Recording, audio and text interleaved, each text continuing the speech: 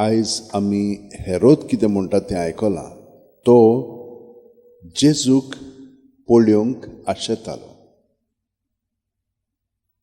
पूण कित्याक लागून हे चमत्कार तो कोत्ता ते आयकल्ले. तो कोण एक व्हडलो प्रवादी म्हणून आदल्यांतलो आतां जिवन जाला.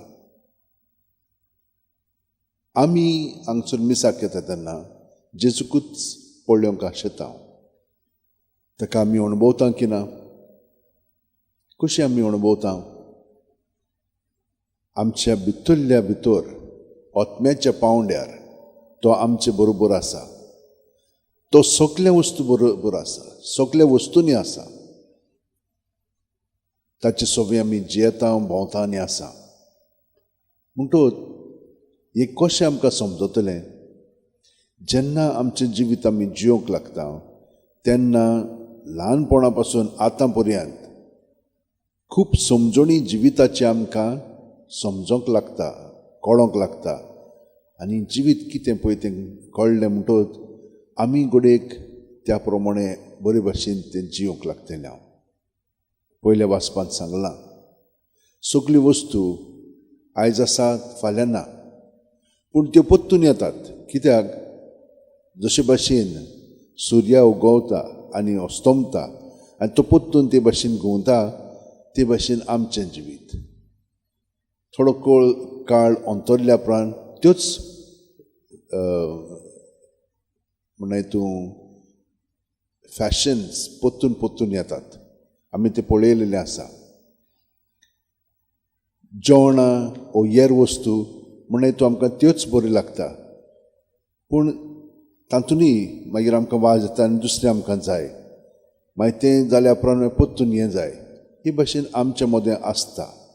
पूण हें आतां वयल्या वयर भायल्या वस्तूंनी म्हणून तूं, पूण भितरल्यान आमचें जिवीत आमी देवाचेर थिरायलें की ना? सगल्यो वस्तू आमी त्या त्या वेळार अणभवतल्या, चाखतल्या आनी देवाक आर्गां दीत रावतल्या. आमी वाजेवचें ना, पूण सदांच दीस नवो म्हणून सगल्यो वस्तू त्या त्या प्रमाणांत आमी करतल्या. आयज तोमास विलेनोवा ताचें फेस्तूय आमी समरुमता. तो एका व्हडल्या घराब्यांतलो आसलेलो.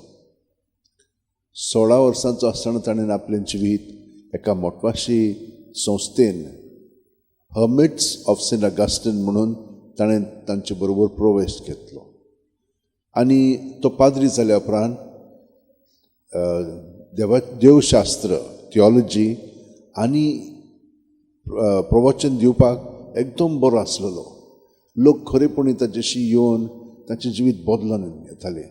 आनी इतलें की थंयसर पातशाय आसलेलो चार्ल्स V, ताका पर्यंत इतलें ताचें बरें लागलें की ताणें ताका आपल्या दरबारांत सगल्यांक म्हणून तूं मार्गदर्शन दिवपाक ताका नेमलो आनी ताका थंयसर दवरलो. पूण ताचें जिवीत प्रोविन्शियल म्हणून ताका निवडून हाडलो आनी ताणें पयले फावटी मिशनार मेक्सिकोक धाडले. मागीर ताका जबरदस्तेन बिशप केलो आनी वेलेन्सिया म्हणटा पळय थंयसर बिशप 100 वर्सां जाल्ली थंयसर नासलेलो. तो ताका निवडून हाडलो. हें केन्ना घडलें? 16व्या शेंकड्यांत. आनी ताका थंयसर बिशप केल्या उपरांत तो इतलो बरो आसलेलो, सादेपणांत आनी खालतेकायेन जियेतालो. ताचें सगळें पळय मोलमत्ता आसलेली तितली विकून ताणें गरिबांक दिली. आनी ताका खरेंच म्हणटा तो गरिबांचो पात्रोन एके वतीन. ताका पळय पयशे मेळटले ते ताणें एक थंयसर व्हडलें हॉस्पिटल आसलेलें, उज्यान तें लासलेलें, तें ताणें परतून उबारलें. हे भाशेन ताणें कॉलेजी, स्कॉलां आनी अनाथांक घरां घडोवन हाडलीं. हे भाशेन सगळ्यांचो तो परामर्श करतालो. ताचें जिवीत ताणें हे भाशेन सारलें. तर म्हज्या भयणीनो आनी भावनो, आमी कित्या पासत जियेता? जेन्ना आमी दुसऱ्यांक बरें करता हें जाणो जावया. दुसरी आनी आमी जेजू सोबीं एक तांचे पासत केलें की ना आमकां तें दोबरायेन बरेंपण मेळटा. आमी तर वायट केलें आमकां दोबरादायेन हें वायट मेळटा. सो हें सदांच मनांत दवरात. जितलें आमी दुसऱ्यांक बरें करतले तितलें आमकां अदीक बरेंपण घडोवन येतलें. कित्याक देव ते भाशेन आमकां सगळ्यांक बरेपणानूच दवरता. म्हज्या भयणीनो भावनो, सगळीं जाणां आमच्या हात अशें उंटेन दवरया, दोळे बंद करया. तो आमचे बरोबर सदांच आसा, ताका आमी चिकटून रावया. आनी हे परी ताका रावली म्हणटच तो आमकां सगळें बरे भाशेन शिकयतलो, घडोवन हाडटलो आनी आमी सदांच ताचे शांतीन, आनंदान, संतोशान आमचें जिवीत सादतलें.